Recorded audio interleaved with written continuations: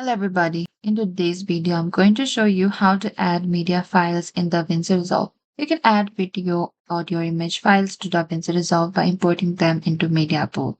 So firstly, open the DaVinci, and what you need to do is you need to go to this new project here and select this create.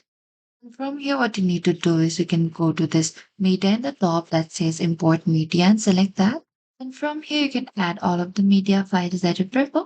Here, you can browse to the folder containing your files and click o- simply double click on it, and it will automatically comes over here and select this change or don't change as per your preference as well. And that is it. This is how you can add media files in DaVinci. And you can repeat for any additional media that you want to edit. Thank you for watching this video. I hope this video was helpful. If you have any queries or confusion, please comment down below and we will reach out to you very soon.